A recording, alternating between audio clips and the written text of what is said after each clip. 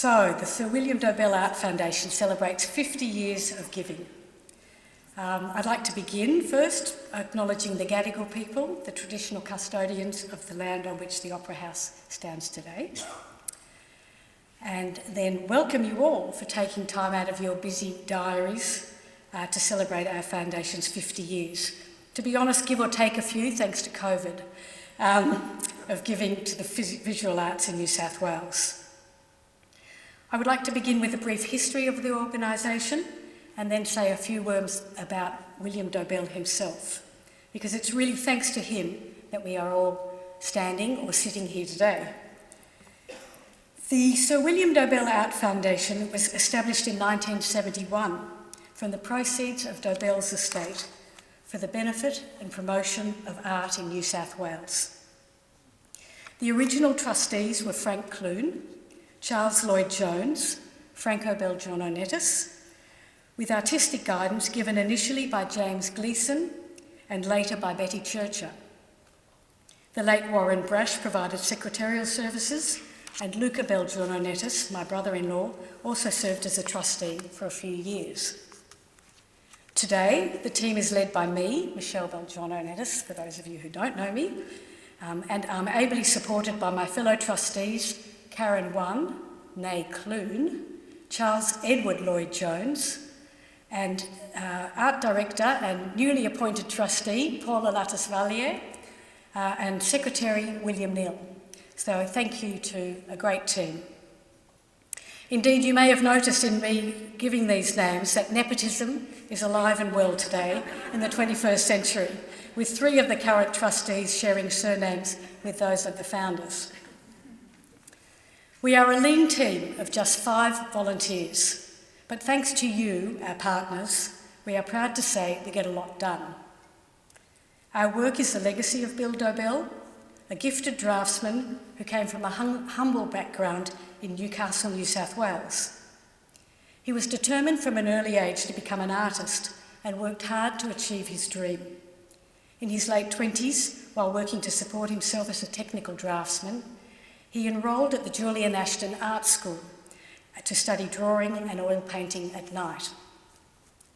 His discipline and natural talent led to the award of a travelling scholarship to the Slade School of Art in London in 1929, dramatically changing the course of his life. During the 9 years he spent in London, he met and befriended many well-known and influential artists, was introduced to new modernist art influences, and witnessed firsthand major social, economic and political world events. He made many personal sacrifices to pursue his art career, choosing to live in near poverty in London to make his scholarship last for as many years as possible. These experiences influenced and enriched his work. Upon his return to Australia, he was quickly received as an artist of considerable talent and respect. However, given his sensitive and introverted personality, he also suffered from the pettiness and vicissitudes of the art world, particularly the famous legal challenge of his winning portrait of Joshua Smith for the Archibald Prize at the Art Gallery of New South Wales in 1943. Despite these difficulties, towards the end of his life, Dobell realised his good fortune and wished to give something back to future Australian artists. In his will, Dobell instructed his friend Frank Clune to establish a foundation to create opportunities to assist other artists, just as he had been assisted as a young man himself. Since its establishment in 1971, the Dobell Art Foundation has supported many artists and sponsored a wide variety of arts projects to the tune of about $8 million, beginning right here at the Sydney Opera House. Our first major initiative was to commission and donate to the newly completed Opera House in 1973 the iconic mural 5 Bells by John Olsen. As you can see, this vibrant mural is a legacy still enjoyed by visitors and patrons and us, patrons from all over the world and us today. It's really amazing that it's in such wonderful condition. And I'm not sure, but I think this is brand new carpet to complement and lift the work as well. In the early days, several other significant artworks were donated to public collections, including Dobell's sketchbooks to the National Gallery of Australia, Bert Flugelmann's public sculpture Pyramid Tower to the City of Sydney, which still stands on the corner of Spring and Pitt Streets today, a sculpture by Robert Klippel, and 900 drawings by Dobell to the Art Gallery of New South Wales, and also an Arthur Boyd painting to Macquarie University. Since then, thanks to you, our partners, we have been able to stretch our limited funds to achieve other considerable outcomes. We established the Dobell Drawing Prize, which ran for 20 years at the Art Gallery of New South Wales. And I would like to acknowledge Hendrik Koldenberg and Anne Flanagan, who was meant to be here today, but I don't think she's here, for their long-term involvement in the Dobell Drawing Prize during its tenure at the Art Gallery of New South Wales. The prize resulted in the acquisition of more than 40 significant works into the gallery's collection. We now support the Australian Drawing Biennial at the Art Gallery of New South Wales, which is a curated drawing exhibition with a unifying theme in place of the competitive prize. Once again, this offers opportunities for the gallery to add wonderful works to its permanent collection. And let me acknowledge Anne Ryan here today for her creative input in curating and managing these exhibitions. After several years' hiatus, we, the trustees, felt there was still a need for an open and democratic competition for artists. So, in 2019, we decided to reinvent the Dobell Drawing Prize in partnership with the National Art School. The new prize runs in alternate years to the Drawing Biennial, and we've had overwhelmingly positive response from artists. The prize is now attracting more than 1,000 entries each time from around Australia. We're currently selecting for the 2023 exhibition and also continuing as an acquisitive prize. The National Art School benefits by being able to add the winning work to its collection.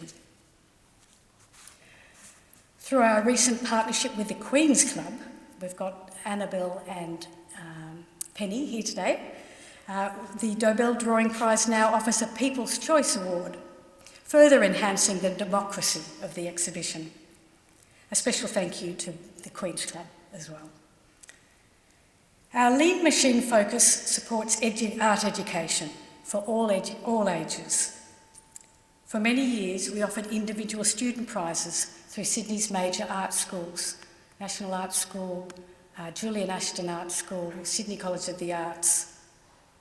We also were the founding patrons of Art Express, the exciting showcase for outstanding student artworks prepared for the HSC. One of our longest educational partnerships is with the National Art School. The Year 11 Drawing School has been running since the late 1990s, and over 1,500 high school students from across New South Wales have participated. NAS, National Art School, has developed an intensive week-long studio program aimed at students from disadvantaged regional public schools. And from information and conversations with the students, this has been a life-changing experience for many of them. In addition to school students, we also fund programs for visual arts teachers.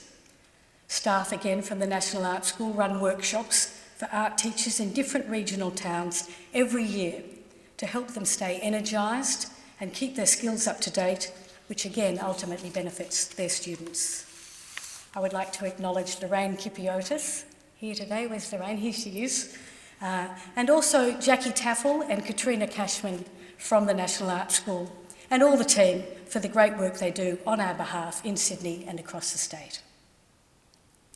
One of our newer partners is the Art Gallery Society, which offers lifelong learning experiences for their 30,000 strong membership base. We support their Learning Curve lecture series, as well as the new Live in the Lounge program, which features conversations with contemporary artists. Thank you, Robert Heather, and your team at the Art Gallery Society for your creative and administrative support. And I encourage any of you who have the time and interest to attend some of the lectures. They're fantastic. In partnership with Museums and Galleries New South Wales, we fund innovative, curated exhibitions in both small and large regional galleries around the state. Thank you to Susan Walker, who runs this program for us, and to all the New South Wales regional galleries that have participated, including Bathurst, Maitland, Orange, Newcastle and Lismore galleries. Our newest partnership is with Bundanon Trust, where we provide direct support to individual artists. We offer the Dobell Foundation Fellowship to artists in residence at Bundanon, providing the artists with funds to cover transport, studio and material expenses during their residency.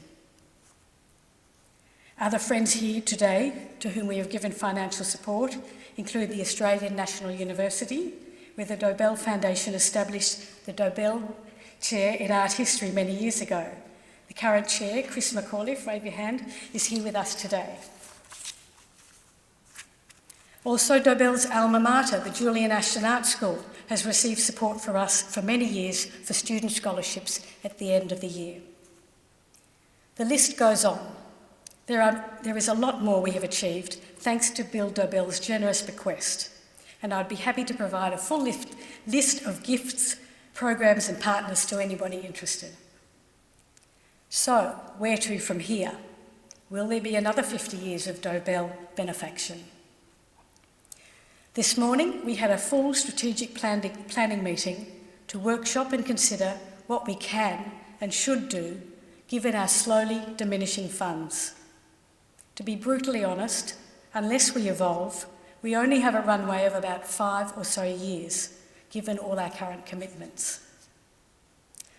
I am sure that all in this room are firm believers in the social benefits of a rich and vibrant cultural environment. Dobell, through his own experience, recognised the importance of supporting individual artists and the institutions that underpin their ecosystem. We look forward to exploring ways with you, our partners, to extend our resources to continue his legacy, and we will be in touch with you in coming months as we map out our future. Thank you all for attending, and I would like to conclude by raising a glass to that inimitable artist, Bill Dobell. To Dobell, thank you.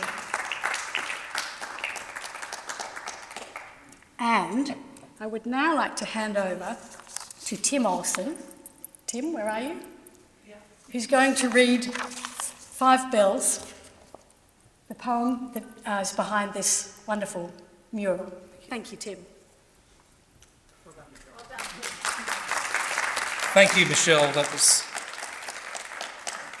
a wonderful overview of how important this foundation is. My father apologises sincerely for not being able to be here, being one of the first recipients of the Dobell Scholarship. And he said to say that Sydney, in a time when obviously there was struggles in getting this building finished, that if it wasn't for the Dobell Foundation, this painting wouldn't be here. We had a very black and white political situation, and thank God the Dobell Foundation had the colour to bring colour to this room. But this painting is very much a part of the mythology of Sydney. When John was commissioned to do this painting, he wanted to bring in the idea of a poem, or perhaps in a sense a drama and a theatre that encapsulates the joy and the tragedy that Sydney represents. John often refers to Sydney Harbour as the great blue bitch. She can be very seductive, but she can consume you as well.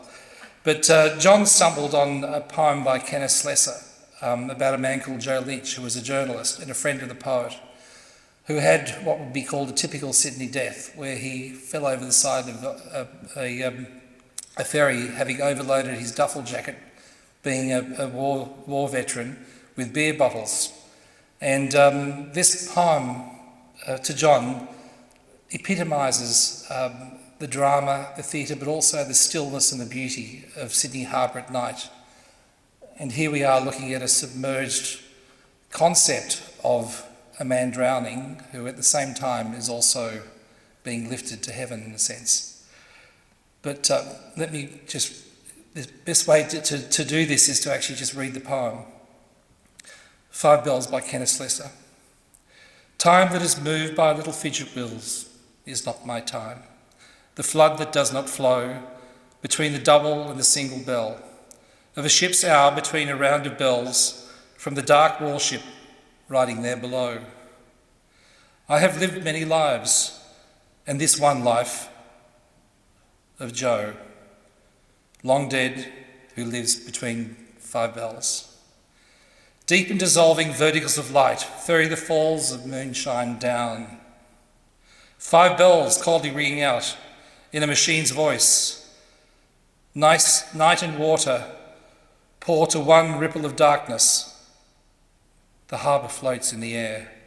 The cross hangs upside down in the water.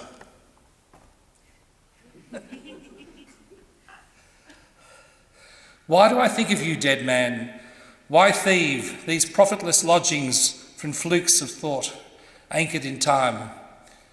You've gone from earth, gone even from the meaning of a name, yet something's there, yet something forms its lips and hits and cries against the ports of space, beating their sides to make its fury heard. Are you shouting at me, dead man, squeezing your face in agonies of speech and speechless pains? Cry louder, beat the windows, bawl your name. But I hear nothing, nothing, only bells.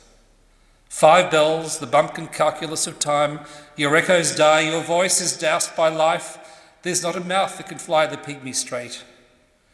Nothing except the memory of some bones long shoved away and sucked away in mud. And unimportant things you may have done, or once I thought you did, but you forgot. And all have now forgotten looks and words, and slops of beer, your coat with buttons off, your gaunt chin and prickled eye.